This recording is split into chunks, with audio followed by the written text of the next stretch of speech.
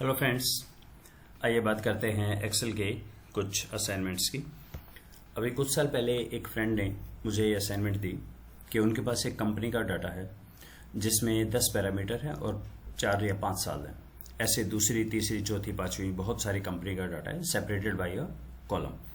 और उनका ये कहना था कि मुझे ये चाहिए, जो डाटा है ये जस्ट इसके नीचे, दूसरा, तीसरा उसके नीचे, चौथा उसके नीचे, तो ये समथिंग लाइक इस फॉर्मेट के अंदर आ जाइए, सारे के सारे एक उसके नीचे आ जाए।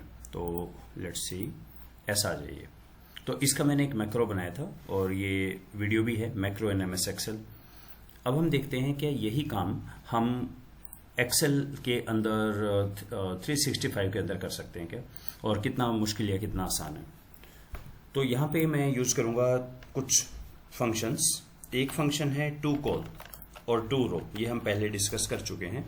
टू रो या टू कॉल आपके गिवन एरे को, कितना भी बड़ा एरे हो, उसको एक कॉलम या एक रो में लिख देता है। जैसे मैं यहाँ लिखता हूँ is equal to to call और ये पूरा एरे, एरे मतलब ग्रुप ऑफ नंबर्स, इस पूरे को एक कॉलम में करेगा ये हमेशा। और ये स्पिल रेंज है। अब देख रहे हैं इसके ऊपर ऑटोमेटिकली ब्लू कलर भी आ गया, और यहाँ अगर मैं इसका 5 का 500 करूं तो ये ऑटोमेटिकली चेंज भी हो जाएगा, राइट। इसी तरह टू रोज को रो में कर देगा। नेक्स्ट है हमारा रैप कॉल्स और रैप रोज, WRAP, रैप, लपेटना। रैप का मतलब है ये एक गिवन कॉलम को, ये हमेशा एक रो या एक कॉलम पे काम करेगा। तो मैंने यहाँ पे लिखा रैप रोज। रैप रो में मैंने कहा ये वाला, और हैश लगा देता हूं मैं इसके आगे पूरा, क्योंकि स्पिल रेंज है। अब ये पूछ रहा है इसका रैप काउंट। रैप काउंट मतलब the maximum number of value पर रो, एक रो में कितनी वैल्यू आई, यानी कितने कॉलम आए। तो मैंने कहा 5 कॉलम आने चाहिए एक के अंदर। डन, बहुत ही आराम से हो गया। तो अभी कहेंगे ये तो था ही यहाँ पे एग्जैक्टली 575, यस। लेकिन अभी हम इसका क्या करने वाले हैं, इन दोनों को यूज करके हम कुछ बहुत ही कमाल करने वाले हैं। रैप रोज ये सारा, और इसको 5 में कर दे, ठीक है जी। ये बन गया वैसे का वैसा। नाउ अच्छा, मुझे वो भी चाहिए, हेडिंग भी चाहिए, तो 1 से ले लेते हैं इसको, तो हेडिंग भी आ गई। नाउ अब मैं नेक्स्ट यूज करता हूं, यहाँ पे एक हमारे पास है वी स्टैक, ये भी हम पहले डिस्कस कर चुके हैं, और H stack. V stack, H stack एक के नीचे दूसरी वैल्यूज को लिखता है। तो यानी यहाँ पे जो मैंने लिखा था रैप को, पहले इससे पहले मैं लिखता हूं वी स्टैक, और ये सारे को मैं कर लेता हूं कॉपी, राइट। अब मैं यहां बोलता हूं ओके नेक्स्ट, ये वाला। लेकिन इसमें कॉलम मेरा शुरू हो रहा है आई से, और I2 से लूंगा मैं, क्योंकि 1 नहीं ले रहा मैं। 1 में वो थी हेडिंग, वो तो आ चुके हैं मेरे पास। I2 से लेके और ये जा रहा है M2 तक, M2 यहां तक जाएगा। और इसी को मैं कॉपी कर लेता हूं ताकि अगले भी वैल्यू में लिख लूं इसमें। So now going ahead with the next one. ये शुरू हो रहा है मेरा M2 आगे के, यहाँ पे M11 आना चाहिए था, M11। नेक्स्ट शुरू हो रहा है P से, P2 से, और ये मेरा जा रहा है T11 तक, T11, राइट। इसके बाद कॉमा, नेक्स्ट शुरू हो रहा है W से, W2 से, और ये डाटा मेरा जा रहा है आगे AA तक, AA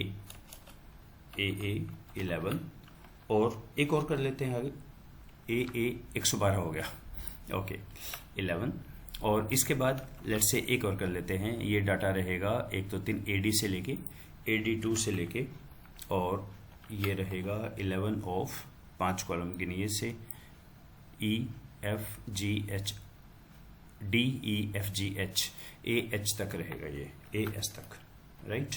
और एक रैप इसका बंद किया वी स्टैक का। तो अब चेक करें क्या हमारा डाटा ये सारा आ गया, पहला, दूसरा, तीसरा। मैंने ये 3 3 4 4 इसलिए लिखा हुआ है डाटा, ताकि मुझे ये पता लग जाए कि ओके ये तीसरे साल का डाटा मैंने 3 लिख दिया सारा, चौथे का 4 लिख दिया है। तो चेक करें क्या ऐसे ही आ गया। हाँ, लास्ट में इसमें 0 0 आ गया, बाकी तो सारा ठीक है। लास्ट में 0 0 क्योंकि वहां कुछ है नहीं। तो ऐसे में अब हम करेंगे एक लास्ट यूज इसका, उसका नाम है ट्रिम रेंज। ट्रिम रेंज क्या करने वाला है, ये आपकी रेंज को ट्रिम कर देता है, यानी ट्रिम रेंज। अगर आपके पास जहां तक रेंज है उसको ये देगा, और अगर 0 हो तो उसको ये हटा देगा। चेक करें, ये हट गया आपका पूरा। इसी तरह से अगर मैं यहाँ पे करूँ इसे कि 1 डाल देता हूँ मैं इसमें, AD में डालना था ना मुझे, ये ऐसा बनेगा। इस सारे का कॉपी करके यहाँ पे, और इन सारे को मैं हटा देता हूँ कि मैं यहाँ पर मेरा डाटा 5 है और ये सारा डाटा 5 ही है। चेक करें नीचे, इसमें आ जाइए, ये मेरा डाटा 5 वाला आ गया अपने आप। इसके बाद जितना डालता जाऊंगा मैं अपने आप बनता जाएगा, क्योंकि ये तो स्पिल रेंज है, अपने आप ध्यान रखिएगा।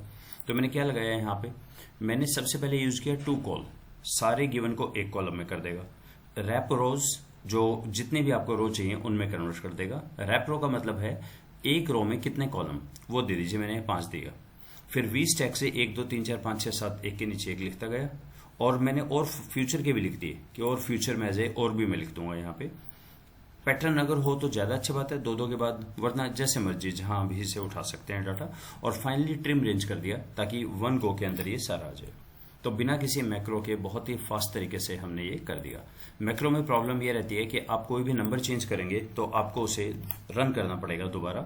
यहाँ रन भी नहीं करना, ये ऑटो अपडेट प्रॉपर्टी तो है ये एक्सेल की। तो इनको देखिएगा, बहुत ही शानदार फंक्शन है ये सारे। So let's stop here, thank you.